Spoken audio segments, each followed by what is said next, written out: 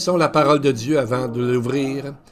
Seigneur, nous te bénissons, toi, le roi de l'univers, notre Dieu, qui nous a donné la parole de la vérité et qui a semé parmi nous la vie éternelle. Nous te bénissons, Seigneur, qui donne les Écritures. Cette année, nous sommes doublement bénis parce que nous allons célébrer notre naissance d'Église 2 fois. Pourquoi? Bien, c'est à cause de la différence entre le calendrier grégorien qu'on connaît en Amérique du Nord, entre autres, et le calendrier biblique qui est basé sur la Lune. Donc, ça fait que la Pentecôte, comme il y a eu la Pâque il n'y a pas longtemps, a 2 dates différentes. Aujourd'hui, nous allons célébrer la date du calendrier grégorien, comme le 18, mais en réalité, c'est dans 3 semaines selon le calendrier biblique, calendrier lunaire. Donc, dans 3 semaines, on va reparler de la Pentecôte. On est chanceux, on la fête comme 2 fois au fond. Bien, aujourd'hui, c'est la fête de Shavuot, qui est le nom hébreu pour Pentecôte, qui est le moment où l'Église, l'Ecclésia, la congrégation de Dieu, le corps du Messie est né. Tout ça a commencé à Jérusalem avec 12 disciples, et entre autres aussi avec plusieurs hommes et femmes qui avaient la foi, et à travers l'inspiration de l'Esprit de Dieu et leur vie transformée, ont changé le courant du monde, l'histoire du monde. Donc ces nouveaux croyants juifs qui ont été menés par Jésus ont commencé à proclamer la parole de Dieu et la connaissance de Dieu à travers Jérusalem et à travers les nations du monde. Et depuis sa naissance, le rôle de l'Église est vraiment interlié dans l'histoire et la formation, le progrès et le succès de notre société occidentale, avec beaucoup de bonnes valeurs, parce que la Bible humanise le cœur humain.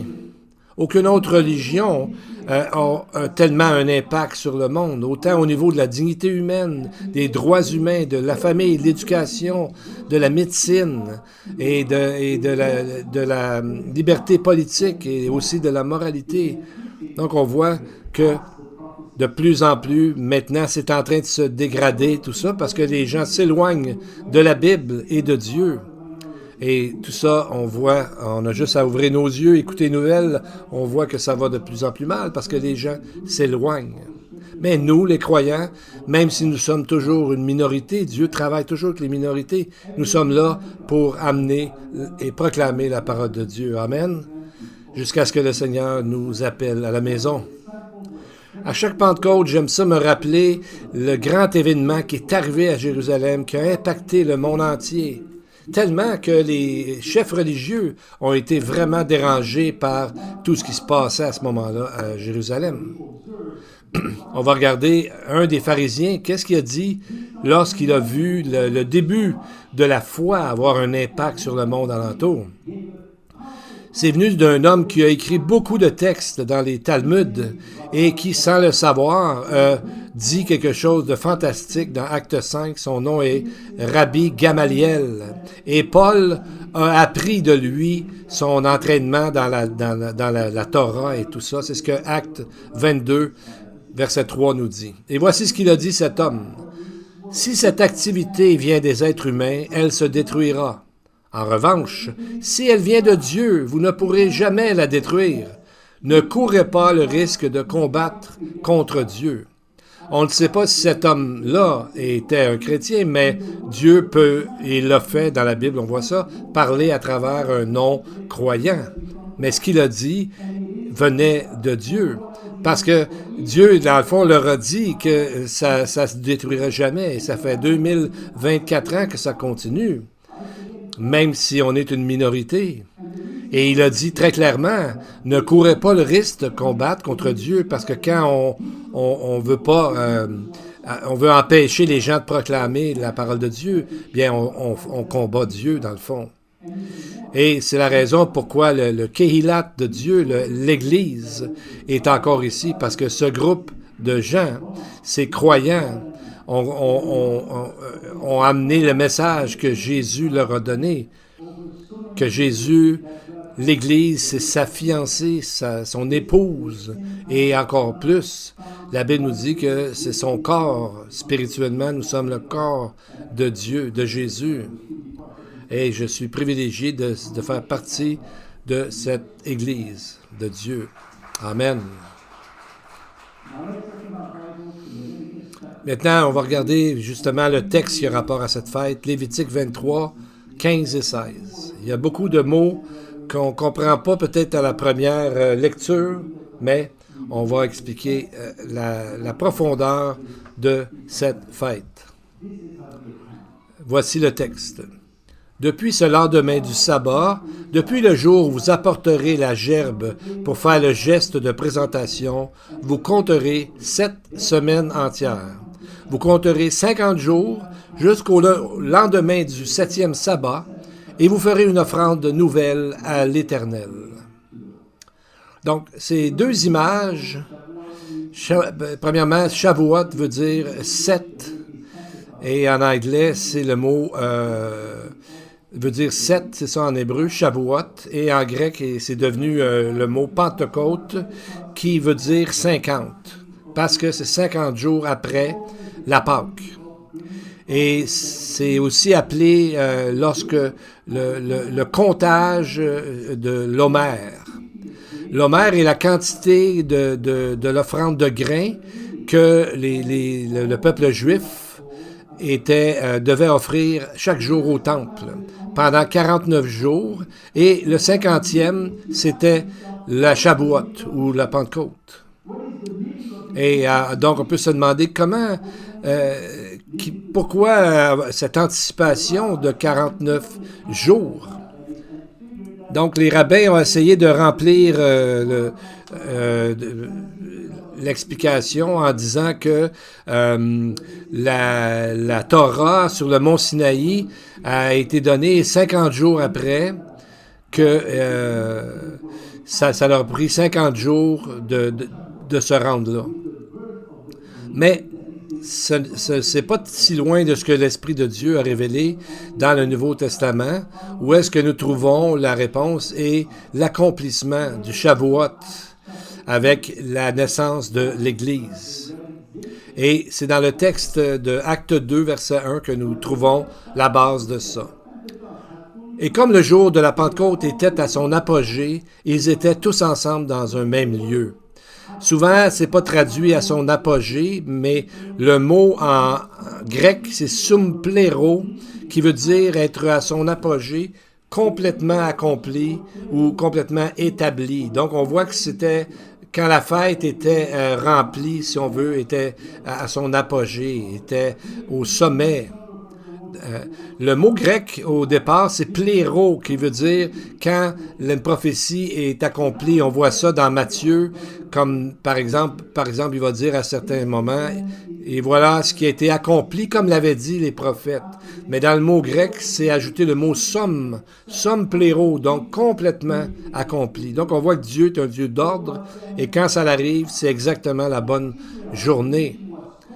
Donc, l'idée, c'est que Dieu avait commandé que le peuple juif soit la lumière des nations. Et c'est ce que cela va accomplir. Paul dira que c'est un mystère, alors que juifs et non-juifs ne font qu'un présentement. Amen. Et voici comment Paul a expliqué cela dans Éphésiens 3, verset 5. Le texte dit... En d'autres générations, il n'a pas été donné à connaître aux fils des hommes, comme c'est révélé maintenant à ses saints apôtres et aux prophètes, savoir que les nations seraient co-héritières et un même corps et co-participants de sa promesse dans le Christ Jésus par l'Évangile. Donc, Paul explique ici comment c'est la base, l'origine de cette fête. Premièrement, Paul parle du mystère. Mystère, c'est une partie qui était cachée et c'est un des 8 mystères du Nouveau Testament qui en décrit d'autres parce que c'est ce qui était prophétisé dans les Écritures saintes de l'Ancien Testament. Et c'est ce que nous fêtons aujourd'hui, la raison de la fête du Shavuot, Paul dit que les nations seraient co-héritières avec Israël en adorant le même Dieu, en proclamant la parole de Dieu. Comme nous sommes ici à Beth Ariel, nous sommes des Juifs et des non-Juifs qui adorent le Dieu de la Bible. Et c'est ce que nous sommes ensemble. Amen. Ce n'est pas que les gentils ou non-juifs vont maintenant croire et avoir foi en Dieu. C'est arrivé dans l'Ancien Testament, des non-juifs qui croient en Dieu, qui se joignent au peuple. Mais l'Église est beaucoup plus que ça. C'est que les non-juifs sont joints en Israël, dans un seul peuple, dans une seule Église, dans une seule nation, l'Église. Et c'est le mystère que révèle le Shavuot, la Pentecôte. Et ce n'est pas non plus que les non-juifs vont replacer Israël, mais plutôt qu'ils vont se joindre à Israël. Vous savez, on raconte l'histoire qu'il y avait une famille qui avait été invitée par une famille très riche et de grande réputation. Ils ont tellement aimé la place et la nourriture qu'ils ont sorti les propriétaires qui ont barré la porte en arrière et ils ont pris la place. Est-ce que c'est juste? Bien, cette image-là nous donne l'exemple que beaucoup de gens disent que l'Israël a été remplacé par l'Église. Non, ils sont joints ensemble. Il y a des promesses qui s'adressent à tout le monde dans le peuple de Dieu qui est un, et il y a des promesses spécifiques qui s'adressent seulement à Israël. Et c'est pour ça que Paul en parle dans le texte d'Éphésiens 3 qu'on a lu, que les non-juifs vont devenir des co-héritiers à travers l'Église, participent maintenant à la communauté d'Israël dans l'héritage spirituel du royaume. Il dit également qu'ils sont un seul corps. Donc, ils sont un avec les Juifs, avec le Messie Jésus, qui est à la tête de ce seul peuple de l'Église, qui c'est lui la tête de l'Église. Et en plus, il nous dit qu'ils sont un seul.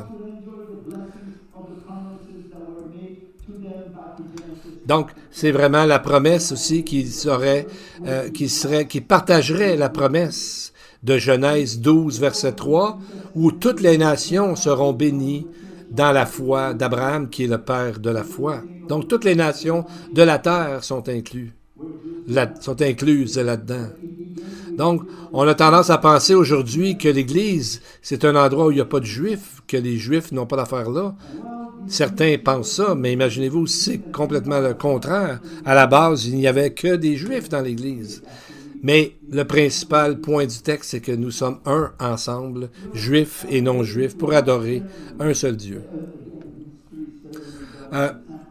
Maintenant, dans les Écritures saintes, donc dans l'Ancien Testament, comme on appelle, il y a des indices parfois de ça, mais surtout l'indice le plus fort, c'est le commandement dans Lévitique 23, 17, où c'est vraiment le mystère qui est expliqué là.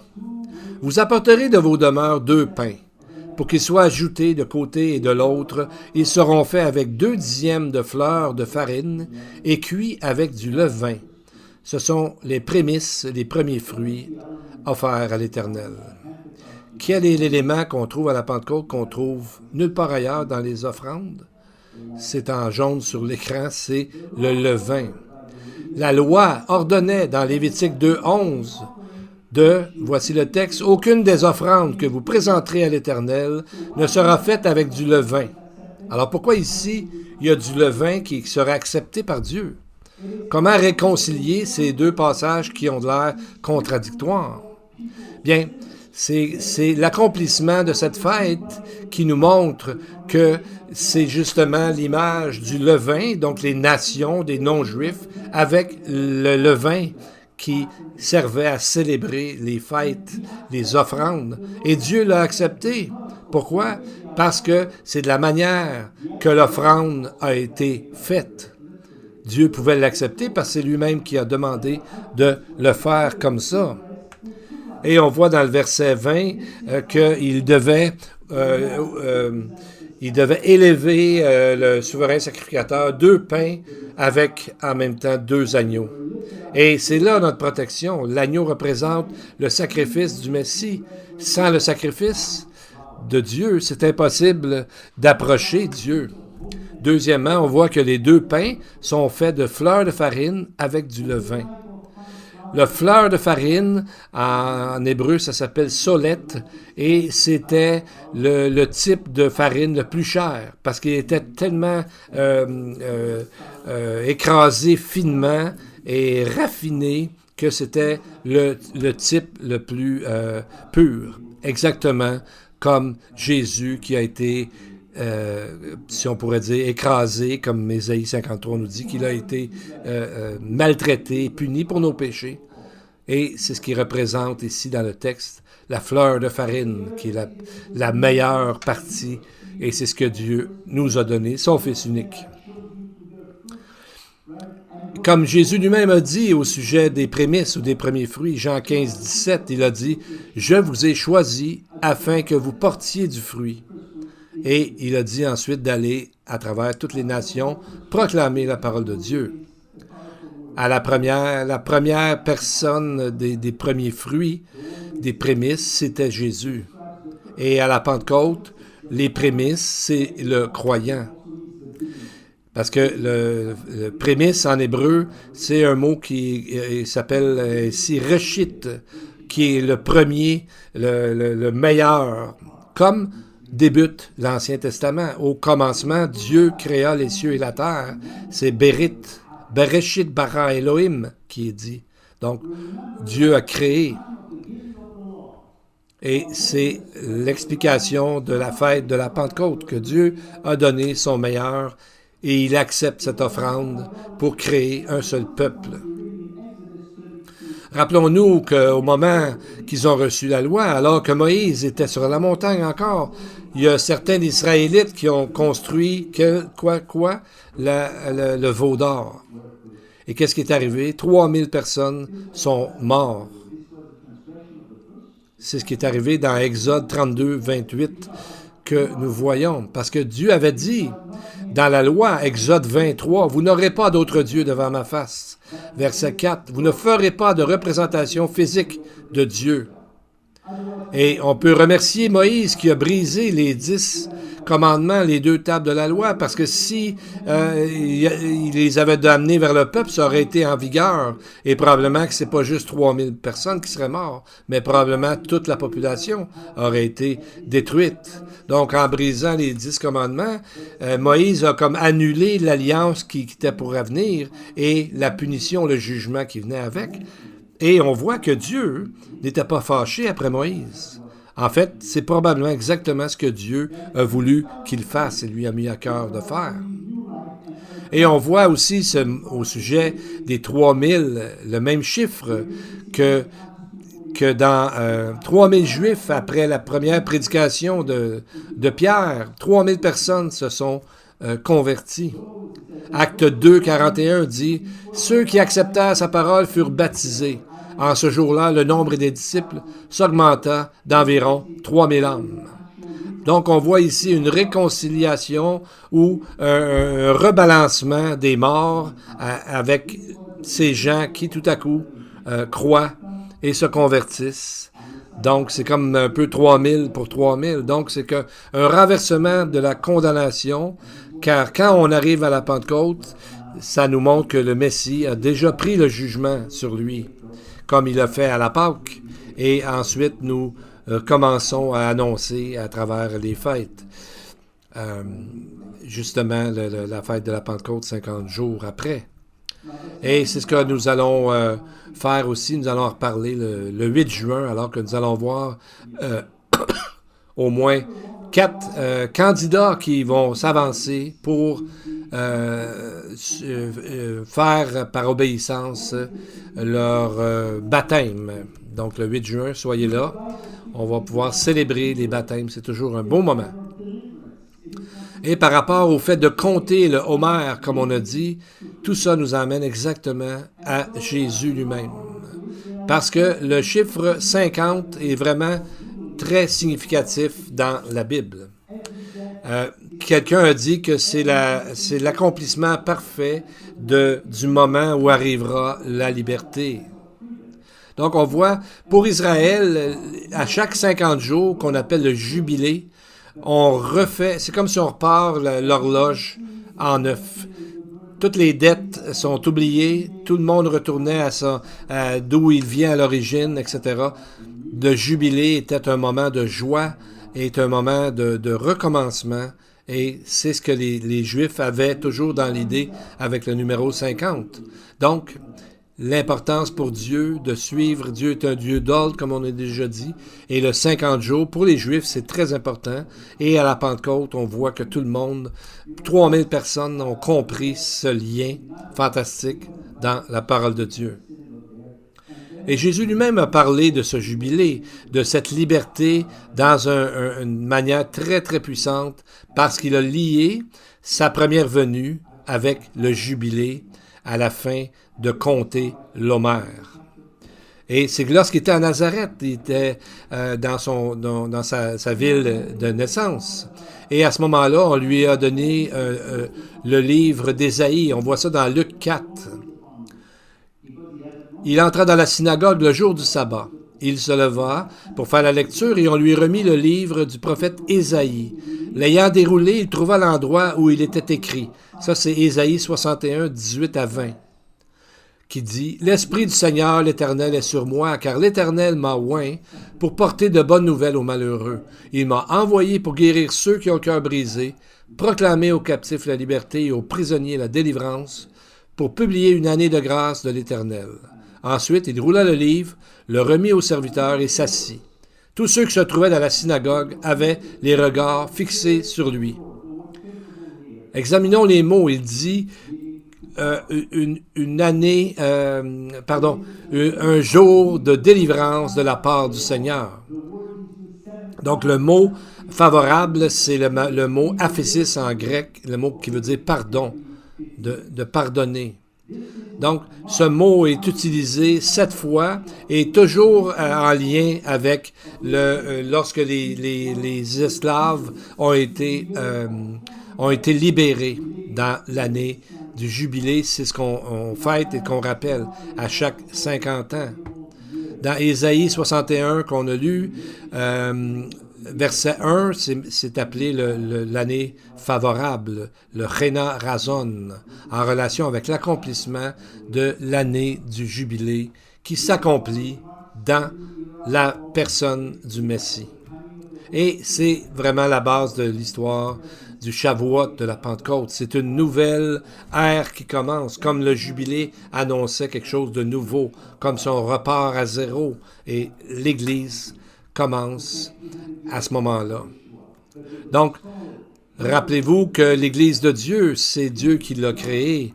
Donc, il y a aussi une Église qui est seulement une Église de nom.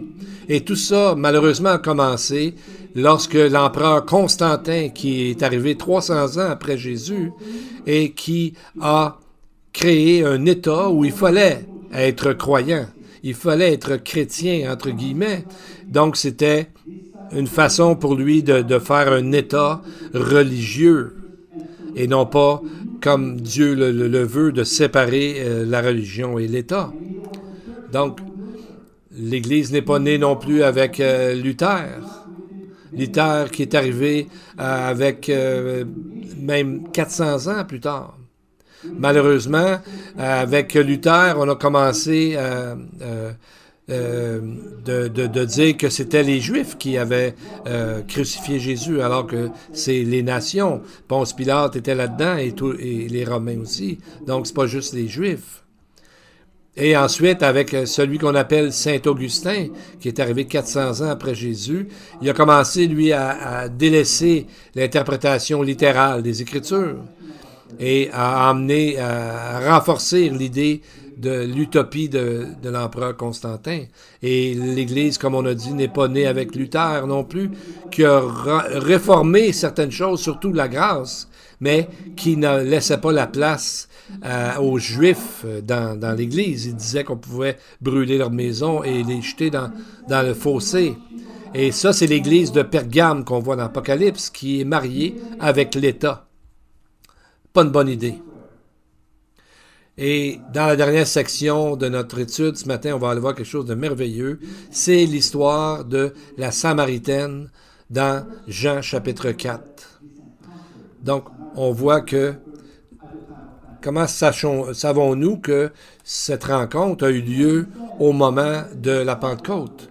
Voyez ce que Jésus a dit après la rencontre aux disciples, comme application, comme conclusion. Jean 4, 35, il leur a dit, « Ne dites-vous pas qu'il y a encore 4 mois jusqu'à la moisson? Moi, je vous dis, levez les yeux et regardez les champs qui déjà blanchissent pour la moisson. » Donc, c'est ce qui arrive là, ce que Jésus fait référence à la fête en octobre qui commence les fêtes de l'automne d'Israël. 4 mois avant, ça nous amène au mois de mai, juin à peu près, exactement au moment de la fête de la Pentecôte selon le calendrier biblique. Donc on voit que 4 mois avant, ça représente dans le fond 4 mois le temps de l'Église qui est là pour proclamer quoi? La bonne parole du salut. C'est pas un temps très long, mais ça représente l'Église qui est là pour proclamer au monde le message merveilleux du salut. Et c'est à ce moment-là que Jésus a passé par Samarie, qui est un territoire non juif, à l'intérieur du pays d'Israël à ce moment-là. Et c'est là qu'il a rencontré une femme non juive, et exactement au moment du Shavuot, comme on vient de démontrer. On lit au verset 4 de Jean chapitre 4, « Comme il fallait qu'il passe par la Samarie. » Il fallait. Mais au niveau géographique, ce n'est pas essentiel. Parce qu'étant, comme on voit sur la carte, dans la vallée du Jourdain, il aurait pu prendre une route que la plupart des gens prenaient. Et lui-même a pris dans d'autres passages qu'on voit à travers et passer à travers et aller vers le pays, je veux dire la région de Galilée. Pourquoi il fallait? Probablement que Jésus savait l'urgence et ce qui était nécessaire d'aller voir une femme, un individu qui était prête à accepter le salut. Donc on voit comment Dieu est précis, particulier. C'est pour ça qu'on l'appelle un Dieu personnel. Donc il est allé voir cette femme qui a rencontré à ce moment-là son Créateur et qu'on voit ça dans le texte, qu'elle s'est convertie. Et deuxièmement, c'était un territoire étranger avec des gens qui ne croyaient pas exactement la même chose et même qui étaient souvent ennemis d'Israël, les Samaritains. Donc, on voit que la Pentecôte, cette fête dont on parle, qui déjà donne l'idée de juifs et non-juifs unis ensemble. Donc, ces gens-là, les 12 disciples, avaient besoin d'une leçon, comme on l'appelle souvent, une leçon d'objet concernant cette nouvelle ère que était à venir, alors que s'accomplirait la fête de la Pentecôte de Juifs et de non-Juifs acceptés par Dieu ensemble en un seul peuple. Donc, il est en train de les entraîner. Il leur donnait une leçon d'évangélisation.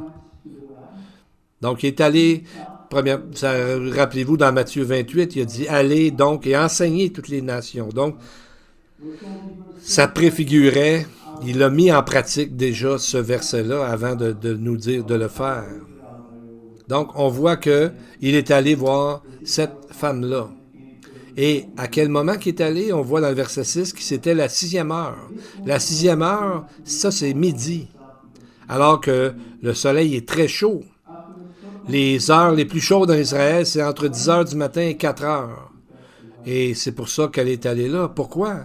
Parce qu'elle était quelqu'un de rejeté dans son village. Et Jésus savait ça et il l'attendait exactement à ce moment-là. Et on va voir comment Jésus s'y est pris pour lui parler de Dieu jusqu'à ce qu'elle arrive à confesser et à se convertir. Jésus lui dit au verset 16-17, « Va, appelle ton mari et viens ici. » La femme dit, « Je n'ai pas de mari. » Jésus lui dit, « Tu as eu raison de dire, je n'ai pas de mari, car tu as eu 5 maris, et celui que tu as maintenant n'est pas ton mari. En cela, tu as dit vrai. » Premièrement, imaginez-vous, elle a eu 5 maris, et là, maintenant, elle vivait dans le péché avec une autre personne qui n'était pas son mari. C'est sûrement une des raisons pourquoi les gens la rejetaient. Mais Jésus, lui, ne l'a pas rejetée. Jésus, il a parlé à son cœur. En fait, il est venu pour elle, spécifiquement. Et il connaissait son cœur blessé, meurtri. Donc, cet épisode nous montre et nous dit de nous armer avec des prières avant de juger n'importe qui d'autre. Il faut vraiment y aller avec la prière, comprendre l'autre personne qui elle est. Donc, premièrement, elle a vu, elle a dit, je vois que tu es prophète, parce que là, il est en train de dire, je le sais que tu as eu 5 maris, puis celui qui avait quitté, c'est pas ton mari. Et au verset 25, la femme lui dit, je sais que le Messie doit venir, celui qu'on appelle Christ, le oint de Dieu. Quand il sera venu, il nous annoncera toutes choses. Et Jésus lui répond, verset 26, imaginez-vous, je le suis, moi qui te parle. C'est un peu comme nous à notre conversion. Jésus nous a dit, c'est je le suis, ton sauveur. Mais il y a des gens qui disent, les gens disent que Jésus n'a jamais dit qu'il était Dieu. Mais si on lit le texte comme il faut, on comprend que c'est exactement ce qu'il vient de dire. En plus, il dit « Je suis ». Donc, « Je suis », c'est le nom de Dieu qui a dit à Moïse. On a vu ça il y a quelques semaines dans Exode 3. Donc, c'est à ce moment-là qu'elle a pris, elle a laissé sa jarre pour prendre de l'eau là et est allée en ville pour partager qu'elle venait sûrement de rencontrer le Messie. Donc, on voit ce qui est merveilleux au verset 29. Elle leur a dit, « Venez voir un homme qui m'a dit, tout ce que j'ai fait, ne serait-ce pas le Christ, le Messie? » Donc, on voit que c'est une des premières évangélistes de ce que la Bible nous dit. Et c'est exactement au moment de la Pentecôte, de la fête du Shavuot. On voit, verset 39, « Plusieurs Samaritains de la ville crurent en Jésus à cause de cette déclaration formelle de la femme. » Donc, les disciples, maintenant, ils étaient un peu surpris, eux autres. Verset 27, ils ont dit, « De quoi parles-tu avec elle? » Ou encore, on pourrait traduire, « Pourquoi lui parles-tu? » On voit comment les Juifs voyaient les Samaritains. Et encore plus, une femme samaritaine comme étant vraiment pas digne d'eux souvent. Et on voit que, heureusement, notre Dieu n'est tellement pas comme ça. Et au verset 35-36 qu'on a lu tantôt, on répète le verset, « Voici, je vous dis, levez les yeux, regardez les champs qui déjà blanchissent pour la moisson. Celui qui moissonne, afin que celui qui sème et celui qui moissonne se réjouissent ensemble. » Donc nous, pendant les 4 mois que représente le temps de l'Église, avant justement la récolte, si on réalise ça, je suis certain qu'on va être porté à servir Dieu davantage, non pas par obligation, mais par amour avec tout ce qu'il a fait pour nous. Et Jésus nous a même promis que celui qui fait ça reçoit un salaire et amasse des fruits pour la vie éternelle. Donc, en travaillant pour Dieu, c'est merveilleux parce que nous devons imiter Jésus dans ce qu'il a fait, pas juger les gens, mais aller vers eux dans la prière. Et Jean 4, verset 13-14, c'est vraiment magnifique ce que Jésus a dit. « Quiconque boira de cette eau-là aura encore soif, mais celui qui boira, je lui donnerai la vie éternelle. » Alors, prions ensemble. Bonne Pentecôte à tous. Prions. Well, blessed are you, Adonai, our God, ruler of the universe, and for giving us life, for sustaining us, and for enabling us to reach this season. Heavenly Father, we are so blessed to see how you move so graciously through the feasts of Israel to reveal the great grace we have in you, in Yeshua. Allow us to enshrine this teaching in our hearts so we can always remember that you are with us, always, even when we do not see you. Your sovereignty and omnipresence is an anchor for us. As King Solomon once said, not even the heaven of the heavens can contain you. Yet you listen to the prayers of your servants who pray before you day and night. And so, Lord, forgive our sins, purify us, and make us more like your Son, Yeshua. And use us, Lord. Us, even us, use us so we may preach your word to others. Beshem Yeshua Mashiach, and to the congregation, the Lord bless you and keep you. The Lord makes his face shine upon you and be gracious to you. The Lord lift up his countenance upon you and give you peace. May the Lord bless you all.